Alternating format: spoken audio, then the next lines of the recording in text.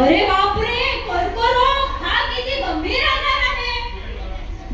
घाबरू नका, पण तुम्हाला सांगते मी, तुम्हाला माहित आहे का, भारतामध्ये गर्भाशयाचा मुखाचा कॅन्सर हा भारत दुसऱ्या क्रमांकावर आहे. त्यामुळे 50% महिला कर्करोगाने मृत्यू पडतात. पण त्यावर एक सोपा उपाय पण आहे ना. HPV लसीकरणामुळे कर्करोग टाळता येतो.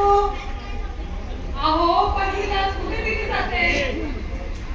ही लस तुमच्या जवळच्या सरकारी दवाखान्यामध्ये तुमच्या समोर डॉक्टरांच्या देखरेखीखाली ही लस मोफत दिली जाते आणि ही लस पूर्णपणे सुरक्षित आहे.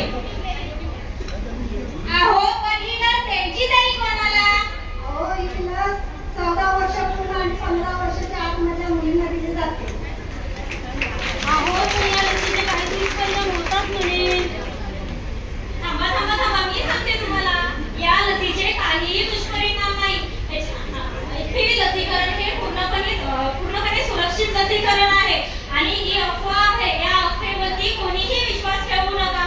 तुम्हाला माहित आहे का, आपल्या भारत देशामध्ये दर 7 मिनिटाला एका महिलेचा मृत्यू हा कर्करोगामुळे होतो आणि HPV लसीकरण हे आपल्या भारत देशामध्ये 145 देशांमध्ये दिले जाते. HPV लसीकरण हे आपल्या भारत देशामध्ये 50 कोटींहून अधिक मुलींनी या लसीकरणाचा लाभ घेतलेला आहे आणि या लसीकरण हे 14 वर्षावरील मुलींना अधिक प्रभावी ठरते. HPV लसीकरणाचा काळ हा आपल्या शरीरामध्ये 10 ते 12 वर्षापर्यंत टिकून राहतो. HPV लस द्या. HPV लसीचा सर्व्हायकल कॅन्सरवर करूया मात. HPV लसीकरणाला देऊया साथ. सर्व्हायकल कॅन्सरवर करूया मात. HPV लसीकरणाला देऊया साथ. सर्व्हायकल कॅन्सरवर करूया मात. देऊया साथ. सर्व्हायकल कॅन्सरवर करूया मात. लहानशी सुई पण मोठा काम, आयुष्याचा देतो नवा नाम. ह्युमन पॅपिलोमा नावाचा व्हायरस दूर पळे, लसीमुळे शरीर बळे.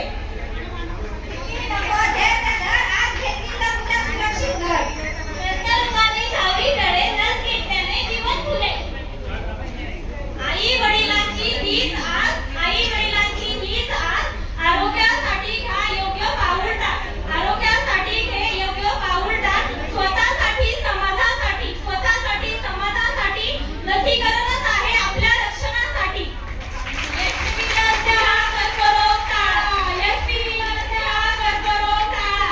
HPV लस द्या, कर्करोग टाळा. तुम्हाला HPV लसीकरणावरती अजून माहिती हवी असेल तर तुम्ही तुमच्या एरियातील आशा सेविका आणि सिस्टर यांच्याशी संपर्क साधू शकता. थँक्यू. खूप छान, खूप छान. यानंतर आराध्य राणे, ठाणे महानगरपालिका परिसरातल्या